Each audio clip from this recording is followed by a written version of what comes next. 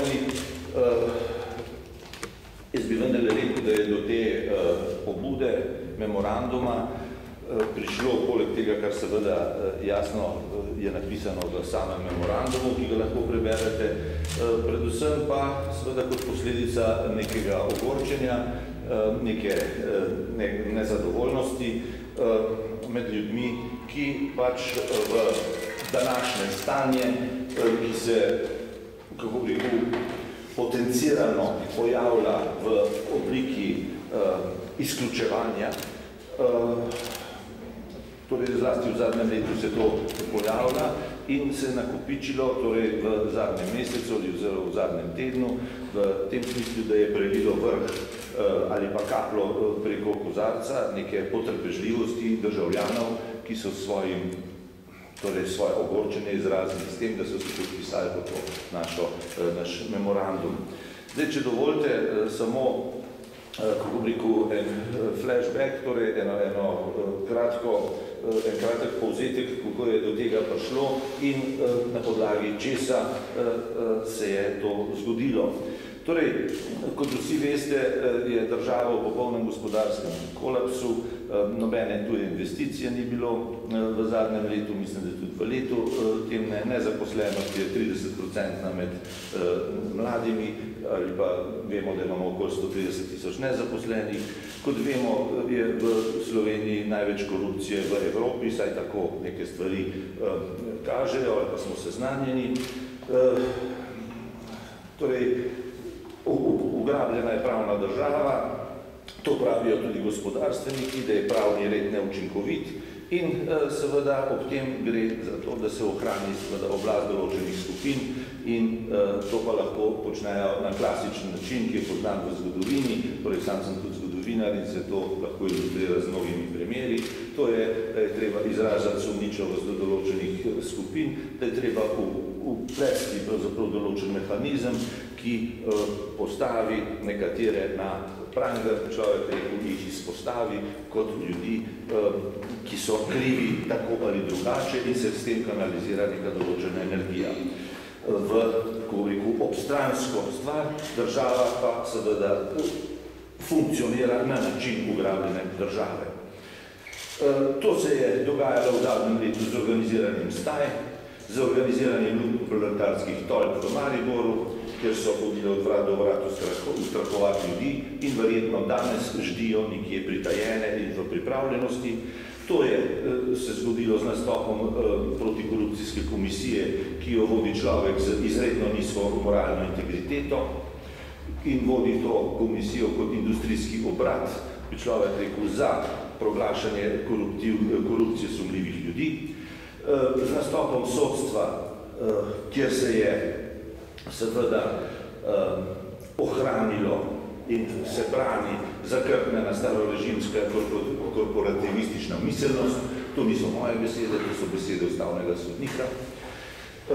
In seveda v zvezi s tem je prišlo tudi do logično sodb in obsodb, ki ne znajo odgovoriti na vprašanje, kje se je kaj zgodilo, kaj se je zgodilo in kako se je zgodilo, medtem ko se kdo naj bi storil in zakaj govori po tretjih osebah, pravzaprav kot v starih časih, človek rekel, od 1650 pri nas poudarjeno, pa praktično potem v nadaljnih stoletjih, vse do pravzaprav konca 20. stoletja.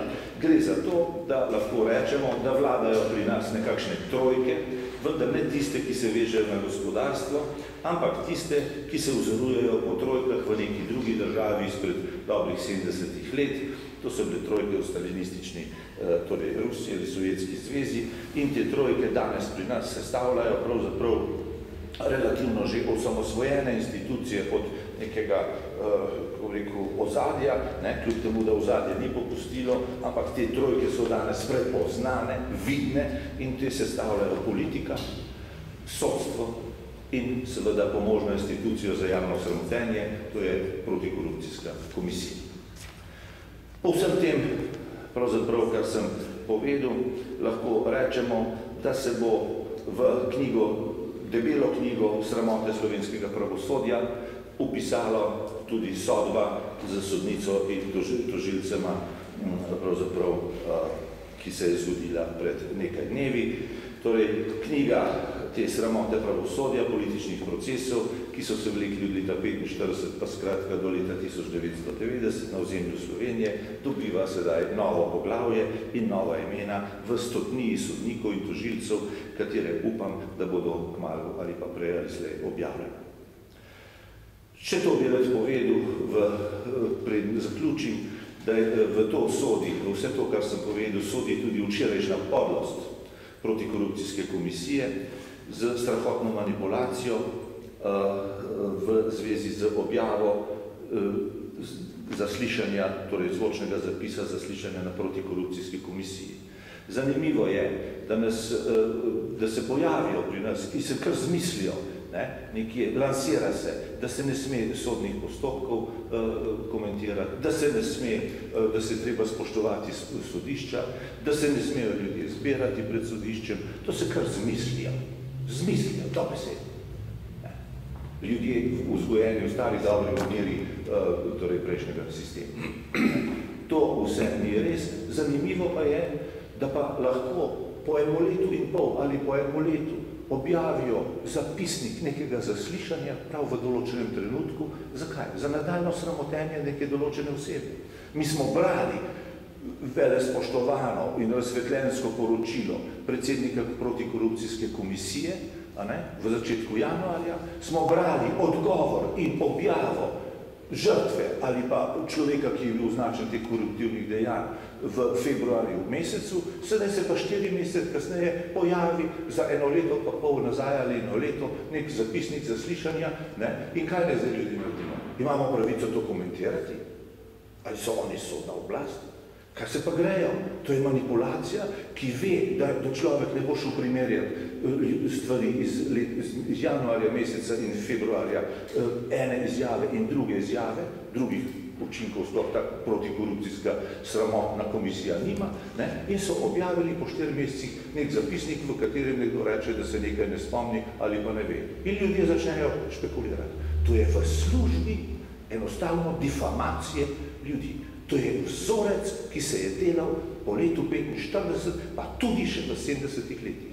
Ali pa tudi v 80-ih letih. Če ne veste, tukaj smo blizu. Skupščina Slovenije, zraven, centralni komitet, povezan s prehodom, velika demokracija, nasproti policija, nasproti policije ustavno sodišče. In veste, kaj je bilo na policiji v kleti? Celice, v kateri so v 80-ih letih ljudem umirjali kožo, da je špricala kri po stenu.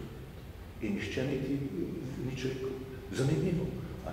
Torej, danes se po 30-ih, 40-ih letih pojavlja nek človek z nizko integriteto, ki časti, dobesedno časti zločinske sisteme in se slika z njimi. Danes objavlja neko poročilo po ne vem kakšnem javnem interesu in nas seznanja z nekim poročilom iz leta pa pol, medtem ko so vsi stali dokumenti že jasni. Zaradi tega, da bi ljudje manipulirali. To je obup in popolna sramota in gnus ob tem človeku. Zaradi vsega tega, kar sem povedal, mislim, da so ljudje ogorčeni, da niso ravnodušni in zato so podpisali ta naš memorandum. Vabim vas, da se mu priključite. Hvala lepa.